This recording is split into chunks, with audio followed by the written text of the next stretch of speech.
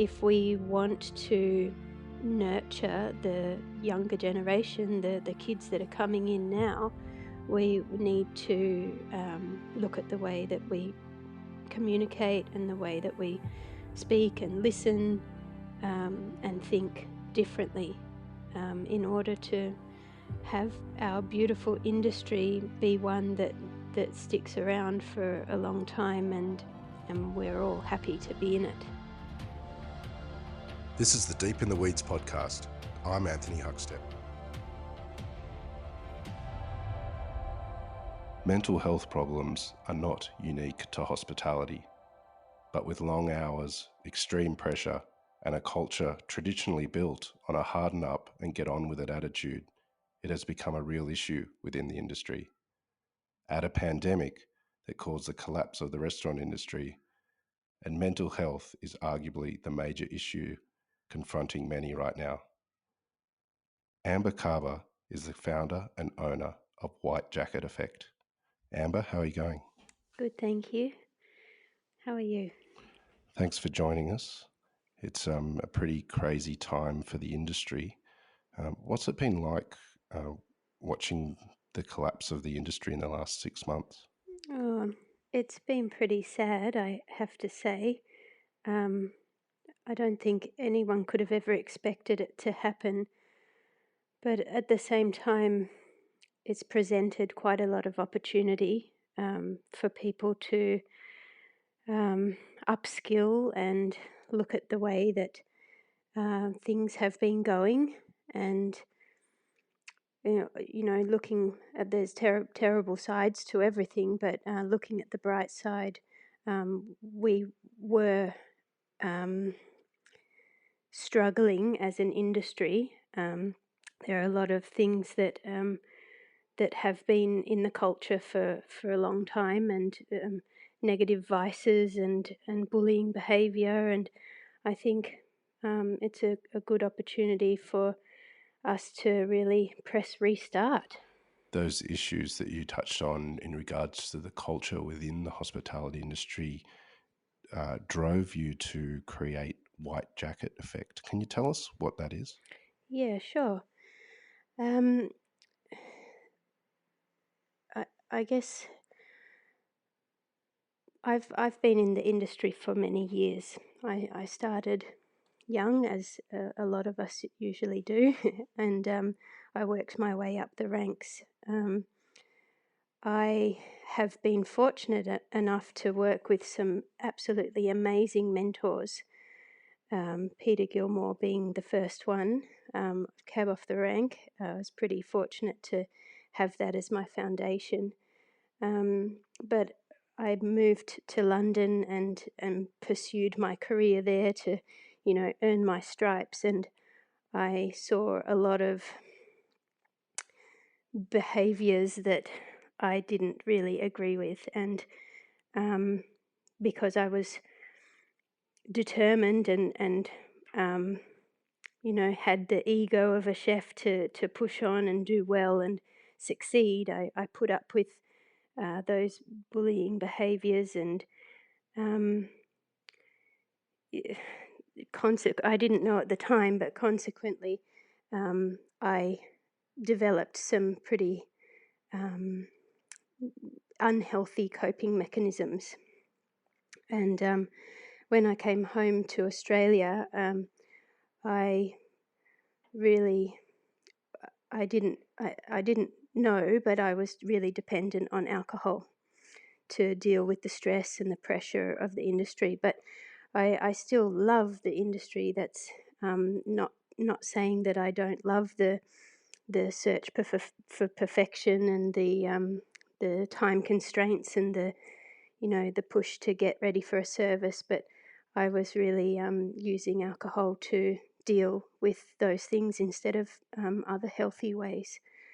And one of my mentors and very good friend, Richard Moiser, he took his life a couple of years ago, and it was during that time that I had realized that I was using alcohol unhealthily, and I had really come to a stage in my life where I was able to see that it was controlling me, and I made the choice to stop. And I, I'm fortunate enough that I haven't had a drink since, which is really great. But he um, had been drinking and taking drugs since probably the moment he walked into the kitchen, and it just all caught up with him, and he was not able to see a way out. And so I felt really powerless around his him being unwell and his death. And I really just wanted to get a group of friends together, chef friends, front of house friends, and empower us with the knowledge of what to do in situations like that. So I did. I actually went to Peter Gilmore and I asked him if we could have an event at his restaurant in Sydney at Key. And he was totally supportive, and that sort of kicked it all off. That's where White Jacket Effect began. We got a group of quite impressive group of Sydney professionals together, and we talked about the culture of the industry, and I actually I was really nervous because I didn't think that people were ready to have that conversation. Um, as you know, it's sort of suffer in silence. It's the way that we've been trained to not talk about these sorts of things. So I was really going out on a ledge and being vulnerable to start the conversation, but it went fantastically well. There was amazing feedback, and people were really willing to jump on board and look at how we could make some positive changes in the industry to have it be more healthy, more safe, more inspiring for the youngsters coming in, and yeah, that's where it all began. After that I decided to do a few more events around Australia, and it just evolved. It's been wonderful. Since that first event with Peter Gilmore, as you mentioned, you've done more across the country. What's happened at these events, and what are people sharing, and what are some of the experiences that you've seen and the impact that it's had? Uh, it's been a wild ride, I have to admit. It's been very emotional.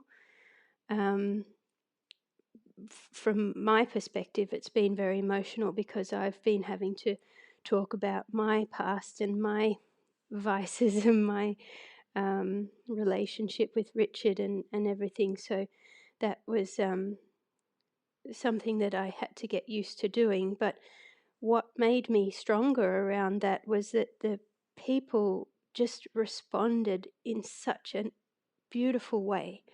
Um, I had this one particular email which comes to mind from a lady in the Canberra event, and she said, "Thank you so much, Amber, for getting up and telling us your story." She said, "It gave me the confidence to go back to my workplace and let them know that I just needed a bit of time off." And they gave me the weekend off. She said, "I went to the beach. I, relaxed and took a load off. And when I came back to work, I was just so ready to give back to the rest of the team. And, hearing stories like that, it just made it so worth it. And I just wanted to keep going. And it, the realization that it wasn't just helping that lady in the room, but it was also helping all the people that she worked with and their families as well. So, yeah, that's just one little thing that I remember.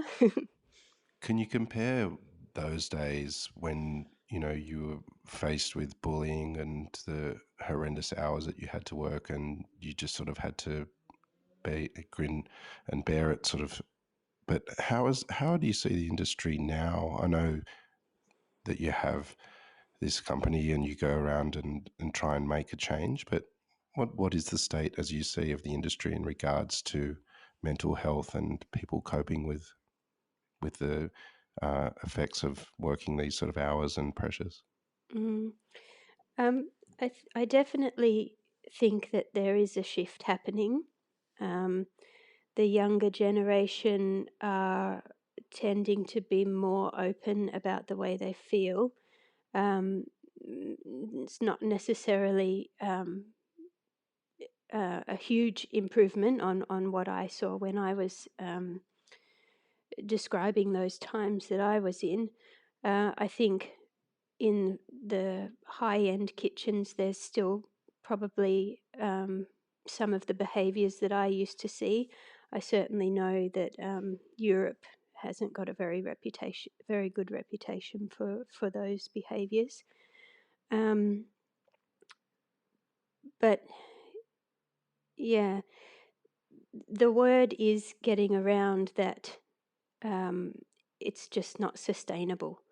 And if we want to um, nurture the younger generation, the kids that are coming in now, we need to look at the way that we communicate and the way that we speak and listen and think differently in order to have our beautiful industry be one that sticks around for a long time and we're all happy to be in it. It took tragic circumstances for you to change your path and face some of the issues that you had. There's no doubt that mental health is a real problem at the moment, um, and with the second lockdown in Melbourne, many in the industry are really struggling. What sort of advice from your own experience could you have for people that are really struggling at the moment? Um, get onto our new course. um, yeah, it's really tough times. I have heard quite a lot of stories that are um, really, really gut wrenching. Um, People are struggling out there, but we have developed this course specifically to uh, look at the way that we think and speak and listen. And if we can look at different perspectives, then we can always uh, choose to have a better outcome. So, the course that we have developed it is a professional development course, and it is tailored specifically for business owners, for managers, and for staff and employees. And it really gives them the power that they need to keep on going in these really tough times.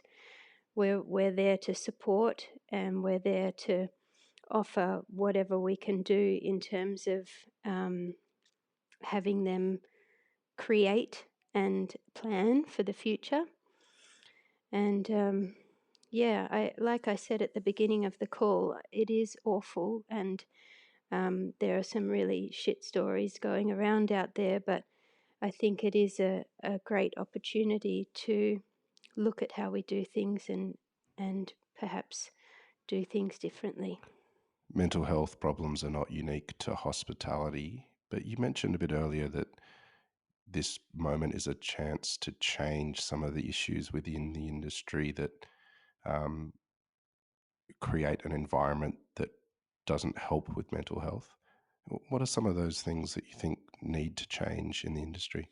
Um, we could definitely uh, listen to each other in a better way. We could communicate better, and I think supporting one another is really big.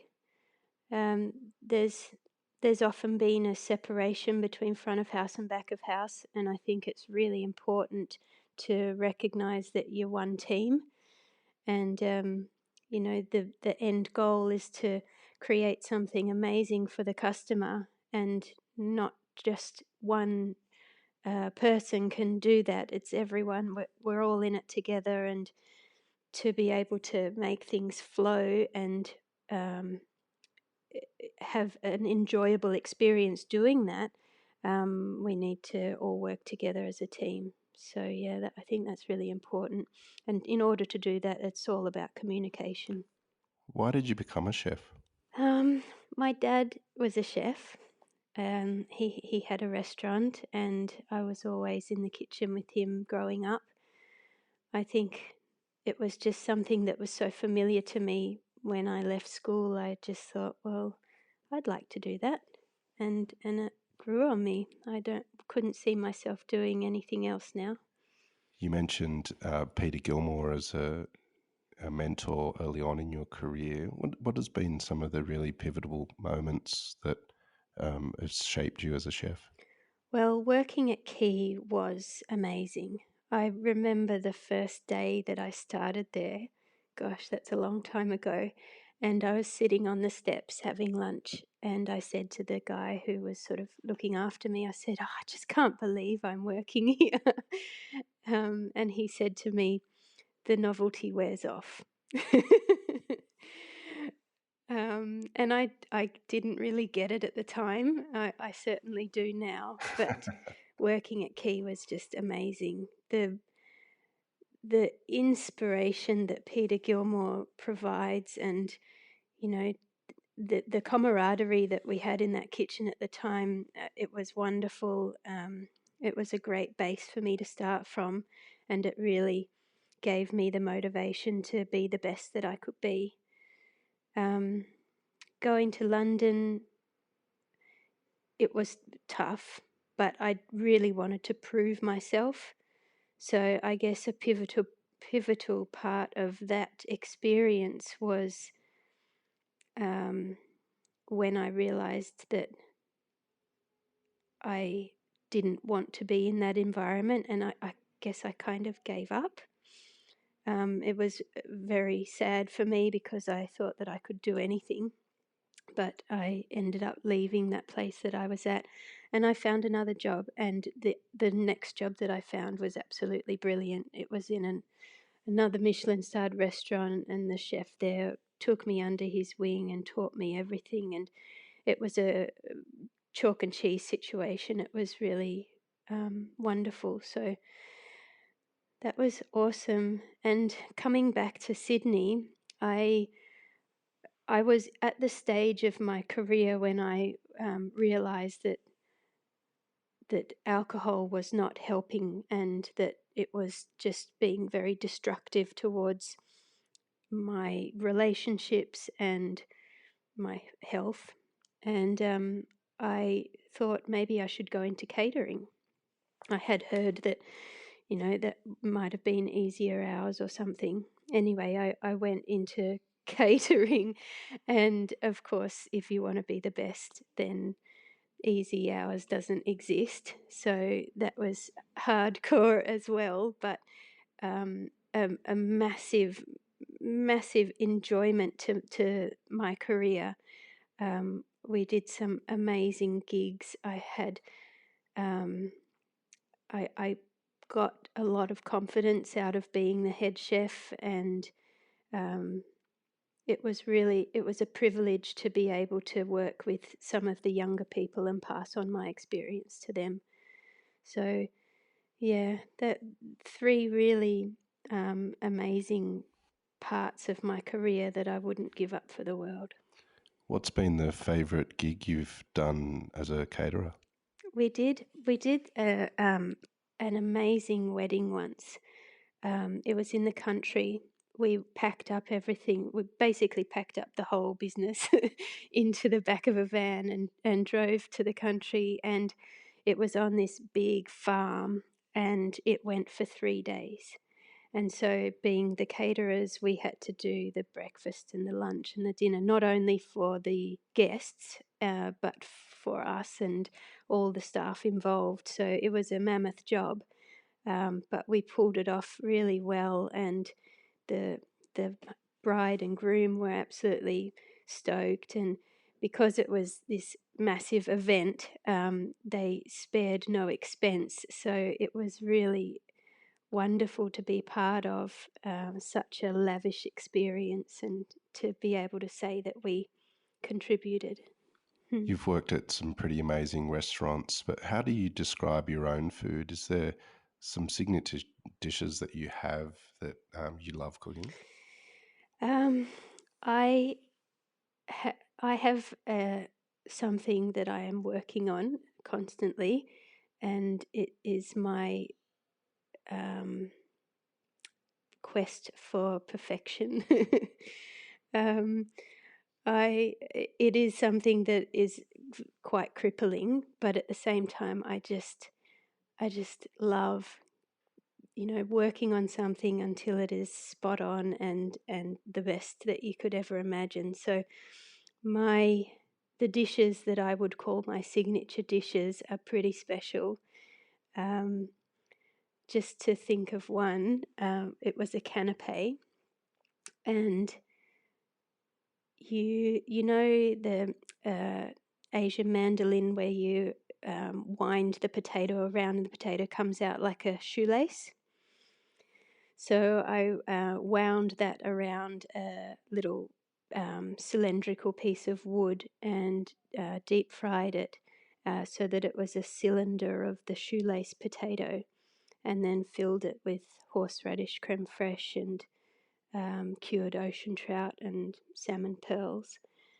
And it was it took it the sensation that you have in your mouth when you bite into it is just unbelievable, and all the flavors and the pops and the creaminess is just beautiful. But um, the person who I handed down that job doing was not very impressed with me because it takes a very long time to get a perfect cylinder. But beautiful product at the end. What's this period of time been like the last 6 months? I mean, it was autumn when the lockdown happened, and we're already into spring in Australia. It's been a really strange period of time. What's it been like for you personally? Personally, I've been very busy um, uh, on two different angles to that. I've just started a new family, so having the lockdown in Sydney and having my husband home from work was actually really lovely, to be able to spend that time together. As you would know, being a chef, it's not very common to have everyone at home at the same time. So that was a really nice thing that I took out of that situation. But on the professional side of things, I've really been concentrating, I've been very dedicated to work out a way where we can support the industry as best that we can. Um, I've got a small group of people who are working with me at White Jacket Effect, and as I mentioned before, we've put a lot of hard work in developing this online course. We specifically chose to do it online because we know that one of the things in the hospitality industry is we're very time poor. So you can do it at home in your leisure, and you can pause it and start it and stop it when you like. Um, and we also find that um, coming from an angle to help others being just like mates is a nice way for people to open up and to really just say what is up for them and feel comfortable and safe to say what's going on in their world. So yeah, from a chef to another hospitality professional, I just really wanted to make that platform open for anyone to feel comfortable to get the help and the support that they need. So yeah, I'm very proud of where we've got to, and we're getting some awesome results at the moment from the people who are doing the course. We've even been talking to some organisations about getting it credited. So that's really exciting. And yeah, I'm really hoping that step by step we can make a difference in making a positive shift in the culture of the industry and having people be really inspired to get up and do what we love. For people out there that want to be involved with what you do or need help, how can they get in contact with you? Just send me an email. Um, I'm at info@whitejacketeffect.com.au, and yeah, would look forward to hearing from anyone who wants to get on board or look at the course. Yeah, we're getting such great results at the moment that we are considering increasing the price. So it's a really good opportunity to get on board now and take advantage of it while it's dirt cheap. Well, Amber, you're amazing and inspiring, and we're very honoured to have you on Deep in the Weeds. Please get in contact with Amber at White Jacket Effect. Anyone out there that needs help. Amber, thanks so much for joining us, and keep in touch, and we'll talk again soon. Thank you very much. Nice to talk to you. This is the Deep in the Weeds podcast. I'm Anthony Huckstep. Stay tuned as we share the stories of Australia's hospo community, suppliers and producers in search of hope during this pandemic. Special thanks to executive producer Rob Locke for making this all happen. Follow us on Instagram at Deep in the Weeds Podcast, or email us at podcast@deepintheweeds.com.au. Stay safe and be well.